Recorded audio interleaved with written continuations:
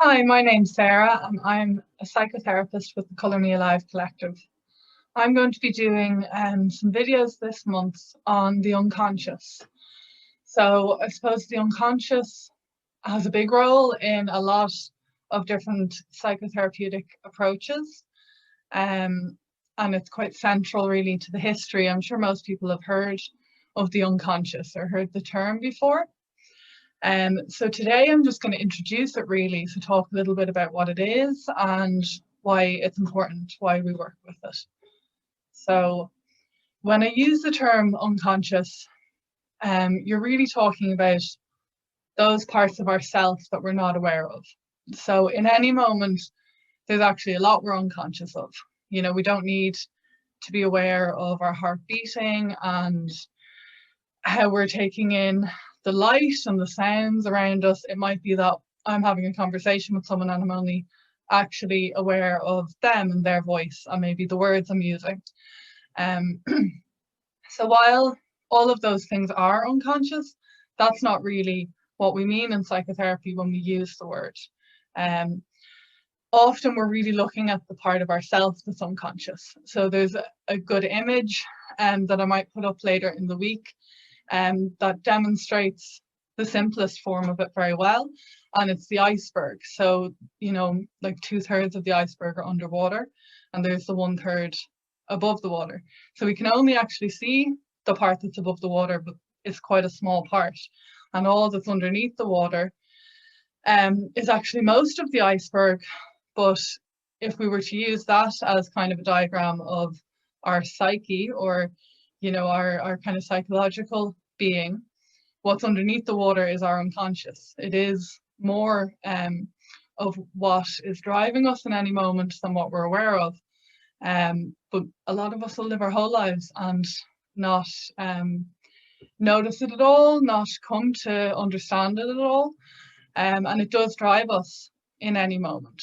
So what we're really looking at is kind of those emotional reactions, or you know, unconsciously held beliefs, ways we understand the world that we're not actually noticing in the moment, in the here and now, but they're really influencing how we understand our reality.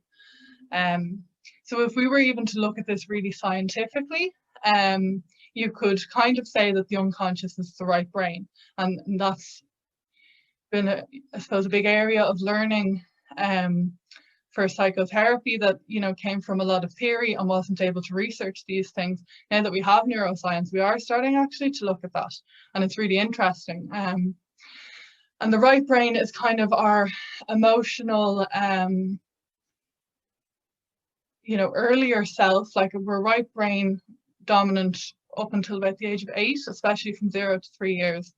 And they're the years that we kind of unconsciously learn, what is the world? You know, are people safe? Are they not safe? What happens if I do this? What happens if I do that? And we learn implicitly a lot. So implicit is it's kind of not said, it's just implied.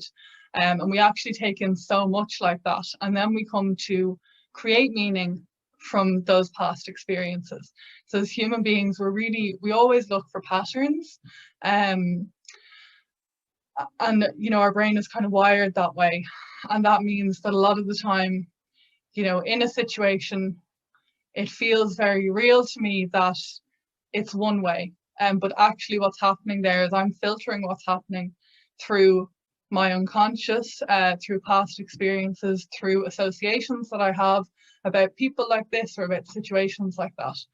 And you can imagine if every situation, so every I don't know, group situation that people aren't paying attention to me when I walk into a group, if I understand every situation like that the same, you know, the likelihood is it's different in different contexts. Sometimes maybe people are busy, sometimes they're preoccupied, sometimes something's just been said that people are taking in.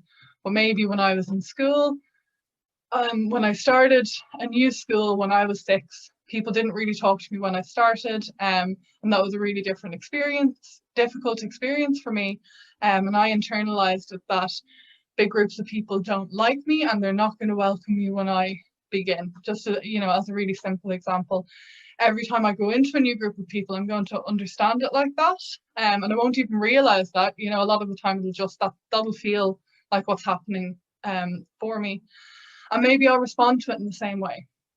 So when we don't work with the unconscious and we don't look at these things, we can actually be really stuck in just repeating cycles again and again and again. You know, always going for an emotionally unavailable partner or dominating partner, or even getting bullied in work. And I'm not saying that other people don't have responsibility in these situations, but if it's familiar and it's happening to you a lot, it might be because there's something unconscious there that you keep repeating. And, you know, Freud would have said that we're trying to resolve these things, but we keep repeating them. And because we can't respond any differently, the cycle just continues. So there's been a lot of development on it since Freud. And in this series, I want to look a bit at the different kind of ways of looking at the unconscious, and also looking at some of the transpersonal or psychospiritual approaches that don't just look at our consciousness and our unconscious as separate beings, but actually go beyond that then to, you know, collective unconscious, or to kind of more of the realms of our bigger self with a capital S, or soul. And really working with the unconscious means that you can uncover parts of yourself that maybe you had to disown because they weren't responded to well by, you know, your culture or your family. And there's always qualities and real gifts that get disowned with maybe these parts of ourselves that aren't so comfortable for us.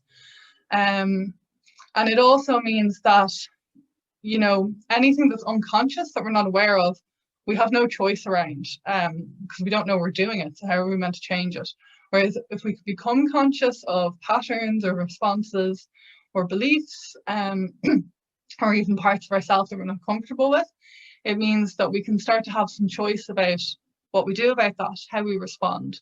Do we want to keep doing it that same way, or do we want to do it a different way?